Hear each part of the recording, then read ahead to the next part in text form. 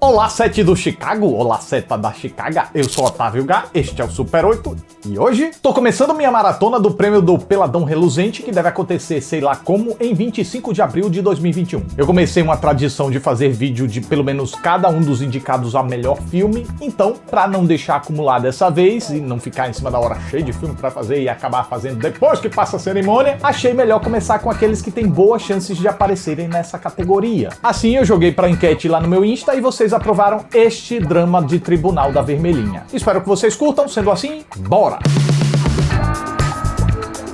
O set de Chicago no Super 8 às 6 da tarde do dia 7/2 de 2021 é algum tipo de senha? Um bom advogado consegue soltar intestino preso? E se o julgamento for em Chicago? Tudo isso e muito mais agora! Em 1968, manifestantes contra a Guerra do Vietnã se reuniram em Chicago para chamar a atenção das autoridades durante uma convenção política. Porém, depois de uma reação violenta da polícia, os líderes do movimento acabaram sendo indiciados por formação de quadrilha e incitação à violência, iniciando assim um julgamento circo dos horrores que marcou a história dos Estados Unidos. Escrito e dirigido por Aaron Sorkin e com total cara de premiação do Douradinho, o set de Chicago estava originalmente previsto para chegar aos cinemas gringos no fim do ano passado. Aquele períodozinho ideal para os filmes que buscam as premiações. Mas quando veio a Pandemics, a Vermelhinha adquiriu os direitos de exibição e lançou mundialmente em 16 de outubro na plataforma. Claramente eu tô bem atrasado com essa análise, mas é que uma vez que eu perdi o timing, eu resolvi esperar a temporada de premiações, pois eu imaginei que ele seria lembrado. Mas como eu esperei demais, eu não pude evitar de esbarrar em alguns comentários por aí que exaltavam o roteiro de Aaron Sorkin, mas que não se impressionavam muito com a direção do mesmo. E o meu pontapé para minha análise vai ser daí porque eu discordo um pouco. De fato, Sorkin tem uma malemolência bem própria com as palavras. Ele sabe articular uma trama, ainda que complexa e cheia de meandros específicos de um certo ramo, aqui no caso meandros políticos da década de 60 e jurídicos, também é uma trama absurdamente convidativa. Logo no início, um dos personagens principais fala que o grupo tá passando por um julgamento político, no que outro rebate dizendo que isso não existe. Na teoria, ele tá certo, mas então o filme se dedica a mostrar que na prática ele pode não tá tão certo assim, nos conduzindo por caminhos pra lá de revoltantes pela armação e manipulação a qual os protagonistas se tornam vítimas. E Sorkin faz isso com uma linguagem ágil e cheia de diálogos únicos que fazem as cenas ganharem um ar tão icônico quanto atrativo. Talvez em alguns momentos o bate-bola de palavras de O Set de Chicago chega a ser tão bonito, entrosado e icônico que isso pode até soar artificial para alguns. Digamos que cinematográfico demais, de um jeito que as pessoas não se comunicariam na vida real. Bom, já adianto que eu gosto disso aqui e não tenho qualquer ressalva sobre esse viés fílmico da produção. Mas eu entendo que alguns possam considerar excessivo. Agora, eu só discordo quando apontam isso como uma questão da direção de Sorkin. Não é. Ok, o que chega no resultado final do filme é sempre mérito ou culpa da direção, mas analisando a raiz da questão, o fato dos personagens sempre terem uma tirada certeira na ponta da língua, se encaminharem por falas de uma acidez inteligentíssima ou passearem por palavras que dizem uma coisa para comunicar outra com uma destreza de um poeta, isso é uma questão mais referente ao roteiro do Sorkin. Como diretor, eu creio que ele entrega com perfeição aquilo que o texto queria passar. E nem imagino como uma direção poderia dar mais naturalidade do que ele conseguiu aqui. Nem o David Fincher conseguiu contornar essa assinatura característica do roteiro de Sorkin quando dirigiu A Rede Social. Eu adoro o filme, tá? Pra que fique claro, mas a verdade na verborragia do Mark Zuckerberg no filme é concebida como uma verdade tipicamente cinematográfica, entendida como tal pelo diretor e correspondida com perfeição pelo intérprete Jesse Eisenberg, da mesma forma que a gente vê aqui. E pelo menos pra mim, como eu disse, tá tudo bem. Entendo que a cautelosa reconstituição de época em figurinos e design de produção, somada à fotografia seca, sem cores fortes, dê ao projeto uma aura documental. Mas gente, vamos lá. Logo nos primeiros instantes, a narrativa adotada mostra que não tem pretensão de ser documental ou realista naturalista. Só notar como os protagonistas são apresentados através de uma montagem muito dinâmica que faz eles completarem as falas da cena anterior. Isso é o diretor comunicando que vai dar um estilo mais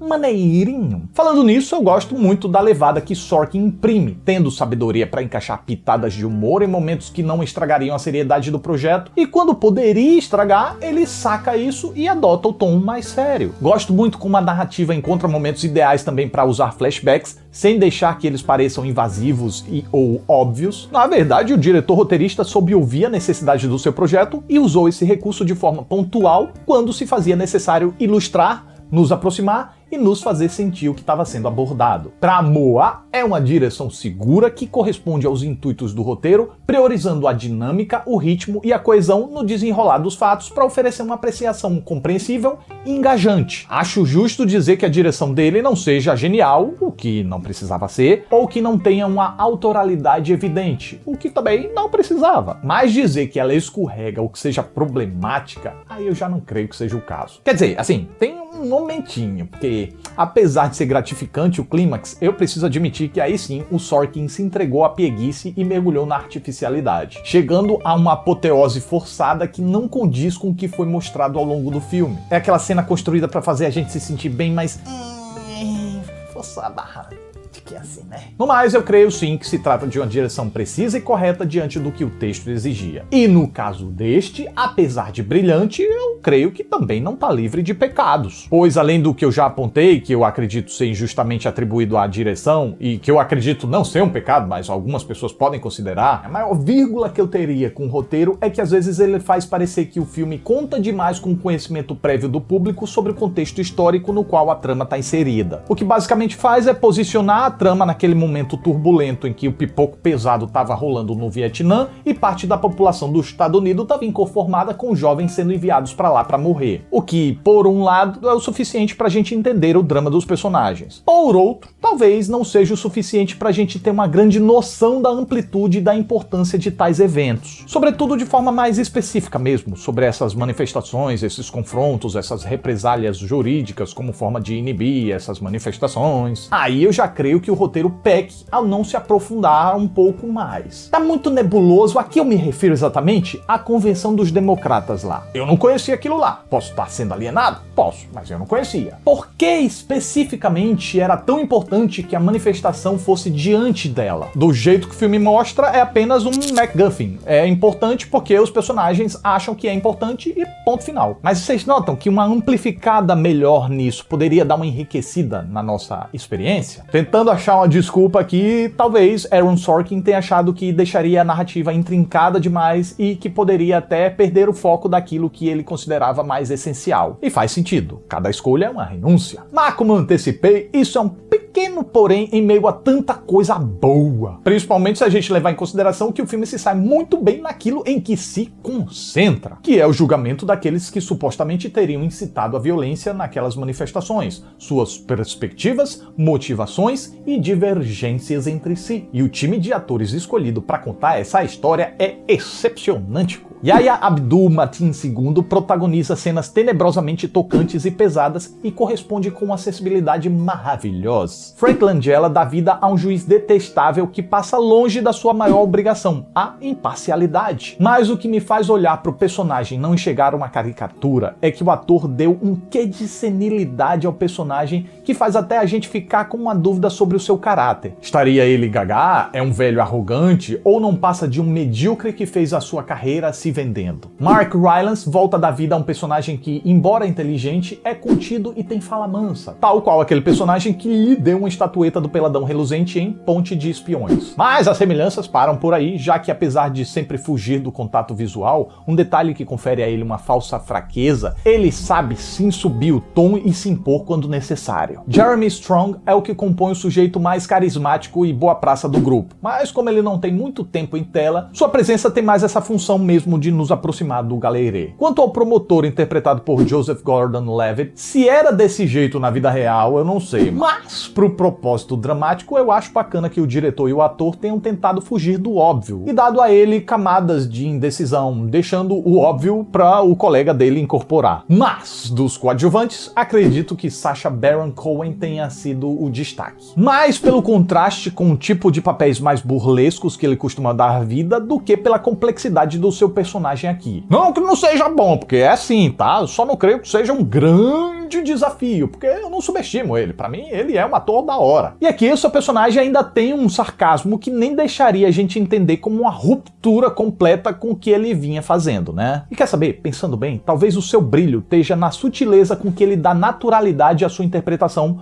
pois mesmo sendo o mais debochado do grupo, é o que parece menos um personagem e mais uma pessoa real. E então só faltou falar daquele que teoricamente seria o protagonista da bagaça. Falo isso porque Eddie Redmayne tá suavemente à frente dos demais nessa questão de protagonismo, apenas porque detém uma certa liderança sobre os demais, mas a verdade é que o Set de Chicago tem um protagonismo acertadamente dividido. Aqui, apesar das breves divergências, é o lado dos julgados contra os acusadores unidos aos julgadores. E sobre a performance do Redmayne, boa, delicada, correta, mas como de costume, talvez calculada demais. Não é que eu não goste da atuação dele, mas é que às vezes me parece que ele não deixa as emoções fluírem naturalmente. Às vezes eu sinto que ele coreografa cada movimento de cabeça, cada mexida de boca, cada desviada de olhar, e isso acaba me tirando a atenção momentaneamente. O Set de Chicago é um filme com conteúdo cabeçudo e revoltante, mas que é contado de um jeito tão astutamente instigante que, com o mínimo de conhecimento do contexto histórico retratado, a gente jamais se perde e pode usufruir de um bate-bola textual magnifique por parte de um time de atores super competente.